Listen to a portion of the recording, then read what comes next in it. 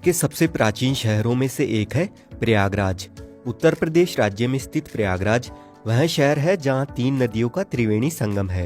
गंगा, यमुना और अदृश्य रूप से बह रही मां सरस्वती नदी के मिलन स्थल पर ही दुनिया का सबसे बड़ा कुंभ मेला लगता है, जो हर 12 साल में एक बार आता है। प्रयागराज हिंदुओं का महत्वपूर्ण तीर्थ स्थान माना जाता है और इसका उल्लेख कई धर्म ग्रंथों में देखने को मिलता है। इस स्थान की ऐसी मान्यता है कि सृष्टि रचना का कार्य पूर्ण हो जाने के बाद ब्रह्मा जी ने सर्वप्रथम यज्ञ इसी स्थान पर किया था और इसी वजह से प्रयागराज का महत्व और ज्यादा बढ़ जाता है। यहाँ पर करोड़ों श्रद्धालु प्रयागराज घूमने के लिए आते हैं और त्रिवेणी संगम में डुबकी लगाते हैं। लेकिन त्रिवेणी संगम के अलावा यहाँ पर और भी कई सारे प्रसिद्ध स्थान हैं, जैसे अक्षवट कॉरिडोर, बड़े हनुमान जी मंदिर, 51 शक्तिपीठों में से एक अलोपी देवी मंदिर, प्रयागराज के घाट, महर्षि भारद्वाज आश्रम कॉरिडोर, सीतामढ़ी जहाँ सीता माता धरती में समाहित हो गई थी, और श्रृंगवेरपुर धाम। तो प्रयागराज घूमने की सभी जगह इस वीडियो में आपको देखने को मिलेगी, ताकि आप भी जब प्रयागराज आए तो अच्छे से अपनी यात्रा में सभी प्लेसेस घूम सके। तो आइए मिलकर घूमते हैं प्रयागराज। सबसे पहले हम त्रिवेणी संगम में स्नान करेंगे। आपको नाव में बैठकर संगम तक जाना होता है। यहीं पर माँ गंगा, माँ यमुना और अदृश्य रूप से बह रही माँ सरस्वती नदी का संगम स्थल है। ऐसा माना जाता है कि अगर आप इस त्रिवेणी संगम पर आकर स्नान करेंगे तो भूल चूक में हुए आपके सारे पाप धुल जाएंगे। यहाँ की शाम की आरती देखना भी अपने आप में एक बहुत ही अद्भुत दृश्य है। ऐसा भी माना जाता है अगर आप अपने परिजनों की मृत्यु के बाद उनकी अस्थियां यहाँ पर बहाएंगे तो उन्हें मोक्ष जरूर प्राप्त होगा। संगम में स्नान करने के बाद बोट आपको नदी में एक राउंड घुमा के घाट पर छोड़ देती है। अभी हम एंटर कर रहे हैं प्रयागराज किले के अंदर अक्षवट कॉरिडोर में। त्रिवेणी संगम से यहाँ तक आने में आपको सिर्फ 2 मिनट का समय लगेगा।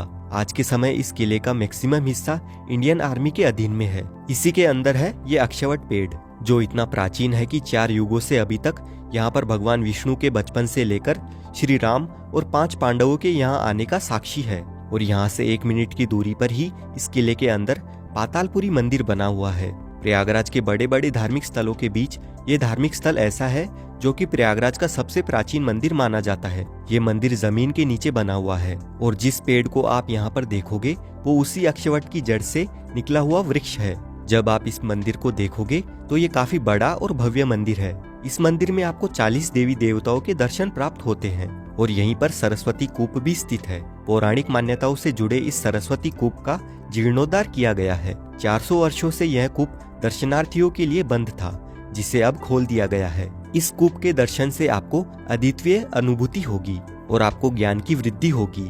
पातालपुरी मंदिर के दर्शन करने जब आप आए तो इस कूप के दर्शन अवश्य करें। अब यहाँ से सिर्फ 200 मीटर की दूरी पर स्थित है श्री बड़े हनुमान जी मंदिर। इस मंदिर की खास बात यह है कि यहाँ पर हनुमान जी लेटी हुई मुद्रा में है, इसीलिए इस मंदिर को लेटे हुए हनुमान जी के नाम से भी जाना जाता है। साथ ही इन्हें किले वाले हनुमान जी, प्रयागराज के कोतवाल के रूप में भी जाना जाता है। मंदिर में जो हनुमान जी की लेटी हुई मुद्रा में मूर्ति है वह करीब 20 फीट लंबी है। हनुमान जी के साथ ही श्री राम जी और लक्ष्मण जी भी है और उनके पैर के नीचे अहिरावण है।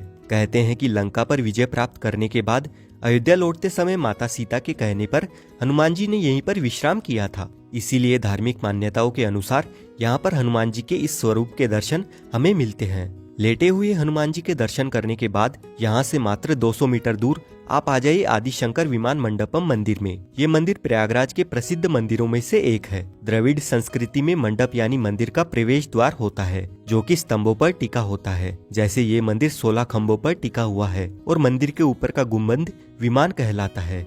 इसीलिए इस मंदिर का नाम है आदिशंकर विमान मंडपम। और इस मंदिर में भी हमें काफी सारे देवी देवताओं के दर्शन मिलते हैं, इसलिए इस मंदिर में भी आप जरूर आए। अब हम लोग चलेंगे company garden Chandrashekhar Azad park में, जो यहाँ से लगभग 8 किलोमीटर की दूरी पर स्थित है। ये वही पार्क है जहाँ पर हमारे महान क्रांतिकारी चंद्रशेखर आजाद जी ने अंग्रेजों से लड़ते हुए अपनी पिस्तौल की अंतिम गोली खुद को ही मार ली थी। अंग्रेज उनको जीवन में कभी भी जिंदा नहीं पकड़ सके। इसी पार्क के अंदर इलाहाबाद म्यूजियम बना हुआ है, जहाँ पर वही पिस्तौल रखी हुई है जिससे चंद्रशेखर जी ने गोली मार ली थी। ये पार्क काफी बड़ा है, तो इस पार्क को घूमने में आपको 2 घंटे का समय लग जाएगा। अब हम लोग चलेंगे भारद्वाज पार्क और भारद्वाज आश्रम में, जो यहाँ से 5 मिनट चलने की दूरी पर स्थित है। भारद्वाज पार्क के सामने सबसे पहले आपको ये बड़ी सी भारद्वाज मुनि की प्रतिमा देखने को मिलती है। ये पार्क शाम की रोशनी में और भी ज्यादा सुंदर दिखाई देता है।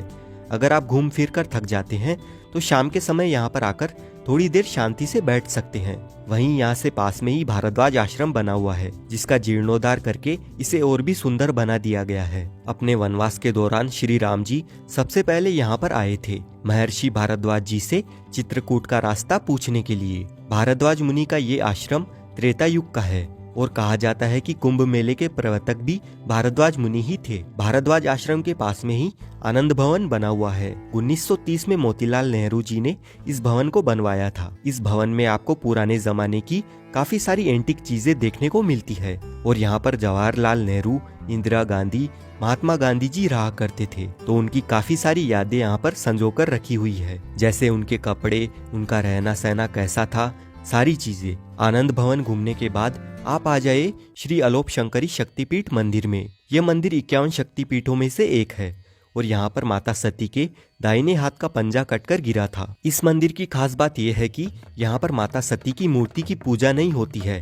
बल्कि एक झूले के रूप में माता के पालने की पूजा की जाती है, जिसके पीछे एक रोचक इतिहास है। माता के दर्शन करने के बाद अब हम आ गए हैं प्राचीन वेणी माधव मंदिर में। समुद्र मंथन के समय त्रिवेणी संगम की रक्षा करने के लिए भगवान विष्णु खुद यहाँ पर विराजमान हुए थे, इसीलिए यहाँ पर भी आपको जरूर आना चाहिए। अब हम आ गए हैं नागवासुकी मंदिर में। ये मंदिर वेणी माधव मंदिर से 10 मिनट चलने के बाद आता है। इस मंदिर का इतिहास भी काफी दिलचस्प है और ये मंदिर कुंभ मेले से जुड़ा हुआ है। ये वही नाग वासुकी जी का मंदिर है जिन्होंने समुद्र मंथन के समय रस्सी की भूमिका निभाई थी। यहाँ पर आपको पितामह भीष्म के दर्शन भी होंगे। प्रयागराज के मुख्य दर्शनीय स्थलों के दर्शन करने के बाद अब हम घूमेंगे प्रयागराज से थोड़ी दूरी वाली प्लेसेस। तो लिस्ट में सबसे पहले नंबर पर है अरेल घाट। ये घाट त्रिवेणी संगम के दूसरी ओर है। महाकुंभ के लिए जीर्णोद्धार किए गए घाटों में से ये एक घाट है। यहाँ आकर भी आप स्नान कर सकते हैं। यहीं से थोड़ी दूरी पर महर्षि योगी आश्रम मंदिर है। इस मंदिर को काफी भव्य बनाया गया है। यहाँ पर महर्षि योगी जी की समाधि है, तो यहाँ पर भी आप आ सकते हैं। यहीं से 2 मिनट की दूरी पर सोमेश्वर नाथ महादेव मंदिर स्थित है। ये मंदिर भी प्रयागराज के प्राचीन मंदिरों में से एक है। पौराणिक मान्यता है कि जब चंद्रदेव को श्राप दिया गया था और वे कुष्ठ रोग से ग्रसित हो गए थे, तब भोलेनाथ ने उन्हें इस रोग से मुक्ति का आशीर्वाद दिया था। तब चंद्रदेव ने इस मंदिर को स्थापित किया था। मान्यता है कि श्रावण मास में यहाँ आकर पूजा अर्चना करने वाले भक्तों को भगवान भोलेनाथ ठीक वैसे ही सभी रोगों से मुक्त कर देते हैं जैसे चंद्रदेव को किया था। इसके बाद आप प्रयागराज के घाट घूमने के लिए जा सकते हैं, जिनमें सबसे पहले छतनाग घाट है। मान्यताओं के अनुसार यहाँ पर नाग देवता ने घोर तपस्या की थी। इसके बाद है दशाश्वमेध घाट। इस घाट का एक प्राचीन इतिहास रहा है। यहाँ पर ब्रह्मा जी ने यज्ञ किया था और इसी घाट पर प्रसिद्ध शिव मंदिर स्थित है। यहाँ पर भक्ति मार्ग के प्रसिद्ध संत चैतन्य महाप्रभु जी के पद चिन्ह भी है। ये है नागेश्वर घाट।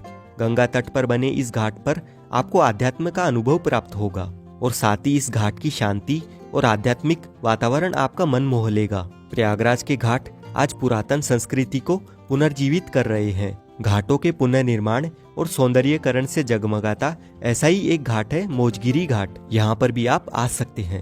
अब हम आ गए हैं खुसरो बाग देखने के लिए। मुगल कालीन ये खुसरो बाग एक बहुत ही बड़ा हिस्टोरिकल गार्डन है। यहाँ पर आपको मकबरे देखने को मिलते हैं, जो कि मुगल आर्किटेक्चर का एक बहुत ही बड़ा एग्जाम्पल है। एक मकबरा है राजकुमार खुसरो का, दूसरा है उनकी बीबी सुल्तान बेगम का और तीसरा है उनकी बहन निखार का। कहते हैं कि राजकुमार खुसरो, जो कि जहांगीर के सबसे बड़े बेटे थे, उनको पहले इसी गार्डन में कैद कर दिया गया था, क्योंकि उन्होंने अपने पिता जहांगीर के खिलाफ बगावत की थी और इसके बाद जहांगीर के तीसरे बेटे के द्वारा खुसरो को मार दिया गया था। यह है हनुमान निकेतन मंदिर, जो कि प्रयागराज के सिविल लाइंस में स्थित है। ये मंदिर हनुमान जी को समर्पित है और ये मंदिर काफी भव्य है। अब हम आ गए हैं प्रयागराज के फाफामऊ में और ये है प्राचीन पडीला महादेव मंदिर, जिसे पांडेश्वर नाथ महादेव मंदिर के नाम से भी जाना जाता है। इस मंदिर की स्थापना द्वापर युग में पांडवों के द्वारा की गई थी। ये है शिव कचहरी मंदिर। इस मंदिर की मान्यता है कि आप यहाँ पर इन शिवलिंगों को पूरे गिन नहीं सकते हैं, जो कि ये 250 से ज्यादा शिवलिंग है। ये है श्री नारायण आश्रम शिवकुटी। यहाँ पर आने के बाद आपको सत्य, सनातन और आध्यात्म की अनुभूति होगी। प्रयागराज में 3 शक्तिपीठ माने जाते हैं, जिनमें पहले नंबर के शक्तिपीठ के दर्शन आपने कर लिए। दूसरे नंबर पर माँ कल्याणी देवी मंदिर है। यहाँ पर माता सती की 3 उंगलियां कटकर गिरी थी। अभी हम आ गए हैं प्रयागराज के तीसरे शक्तिपीठ के दर्शन करने के लिए। ये है माँ ललिता देवी मंदिर। मंदिर समिति के अध्यक्ष के अनुसार ये मंदिर भी देवी सती के 51 शक्तिपीठ की मान्यताओं में है। ललिता देवी इस मंदिर में भगवती, दुर्गा, महाकाली, महालक्ष्मी और महासरस्वती के रूप में विराजमान है। साथ ही आप यहाँ पर मुकुंदेश्वर नाथ मंदिर के दर्शन भी कर सकते हैं। अब हम आ गए हैं श्री नाथेश्वर महादेव मंदिर में। इस मंदिर में लोग ताला बंद करके अपनी मन्नत मांगते हैं। जब मन्नत पूरी हो जाती है तो भक्त यहाँ पर फिर से आकर ताला खोलते हैं। अब हम आ गए हैं श्री राम जानकी महल में। यहाँ पर आपको माता सीता, श्री राम जी और हनुमान जी के दर्शन प्राप्त होंगे। यह है गंगोली शिवाला मंदिर। ये मंदिर भी काफी प्राचीन है, जो कि झूसी एरिया के संगम तट के पास में स्थित है। अब हम आ गए हैं 54 फीट हनुमान मंदिर में। यहाँ पर हमें हनुमान जी की 54 फीट की प्रतिमा देखने को मिलती है और इस मंदिर के अंदर 111 शिवलिंग भी स्थापित है। अब हम आ गए हैं मनकामेश्वर महादेव मंदिर में, जो न्यू नैनी ब्रिज के पास में स्थित है। यहाँ पर आप शिव जी के बहुत ही अलौकिक रूप में दर्शन प्राप्त कर सकते हैं। 14 वर्ष के वनवास के बाद लंका पर विजय प्राप्त कर भगवान राम वापस प्रयाग पहुंचे तो पुनः यहाँ आकर रुककर मनकामेश्वर महादेव का दर्शन किया और फिर वापस अयोध्या पहुंचे। अब हम आ गए हैं शिवालय पार्क। अरेल घाट के पास में बहुत ही प्यारा ये पार्क बना हुआ है। ये शिवालय पार्क भारत के नक्शे की थीम पर बना हुआ है। यहाँ पर आप एक ही जगह पर 4 धाम और 12 ज्योतिर्लिंग मंदिरों के दर्शन कर सकते हैं। ये पार्क काफी बड़ा है, तो यहाँ पर घूमने में आपको 1 से 1.5 घंटे का टाइम लग जाता है। इस पार्क की एंट्री टिकट नॉर्मल डेज में 50 रुपए और सैटरडे, संडे और छुट्टियों के दिन 100 रुपए की टिकट लगती है। अब हम आ गए हैं प्रयागराज से 20-25 किलोमीटर दूर स्थित महर्षि दुर्वासा की तपोस्थली दुर्वासा ऋषि आश्रम में। इस पावन भूमि पर महर्षि दुर्वासा अपना आश्रम बनाकर रहते थे। यहीं पर उन्होंने तपस्या की थी। मंदिर के पास से पवित्र गंगा नदी बहती है। यहाँ पर मंदिर के गर्भगृह में प्राचीन शिवलिंग के साथ ही माता पार्वती, गणेश जी, हनुमान जी और महर्षि दुर्वासा जी की मूर्ति स्थापित है। यह है कोटेश्वर महादेव मंदिर। प्रयागराज में गंगा तट पर शिवकुटी मोहल्ले में कोटेश्वर महादेव का प्राचीन शिवालय स्थित है। मान्यता है कि त्रेता युग में प्रभु श्री राम जी ने स्वयं कोटेश्वर महादेव की स्थापना की थी। कोटेश्वर महादेव की पूजा करने पर 1.25 करोड़ शिवलिंग की पूजा करने के समान पुण्य प्राप्त होता है। कहा जाता है कि जब भगवान श्री राम जी रावण का वध करके लंका से वापस आते हुए प्रयाग में भारद्वाज ऋषि का आशीर्वाद लेने उनके आश्रम आए तो महर्षि ने उन्हें ब्रह्म हत्या का दोषी बताया। ब्रह्म हत्या के दोष से मुक्त होने के लिए श्री राम जी ने शिवलिंग की स्थापना की थी। अब हम जा रहे हैं सुजावन देव मंदिर में। इस मंदिर तक जाने के लिए हमें नाव से जाना होता है। ये मंदिर शिव जी को समर्पित है। यहाँ पर हिंदी फिल्म ओमकारा की शूटिंग भी हुई थी।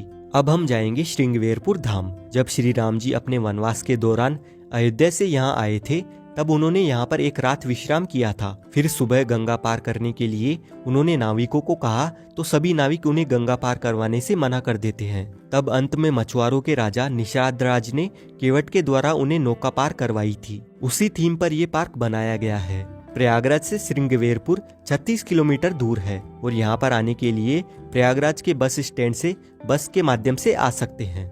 ये है हमारी लिस्ट की लास्ट जगह सीतामढ़ी। यहीं पर माता सीता धरती में समाहित हो गई थी। पौराणिक कथाओं के अनुसार जब श्री राम जी ने माता सीता का त्याग कर दिया था तब इसी जगह पर वाल्मीकि जी के आश्रम में माता सीता ने निवास किया था और लव कुश का बचपन भी यहीं पर गुजरा था। यहाँ पर भी आपको काफी कुछ देखने को मिलेगा। सीतामढ़ी प्रयागराज से 60 किलोमीटर दूर स्थित है, तो आप यहाँ पर भी जरूर आइए। वीडियो अच्छा लगा है तो वीडियो को लाइक करें, कमेंट करें और शेयर जरूर करें। साथ ही चैनल को भी सब्सक्राइब कर लीजिए।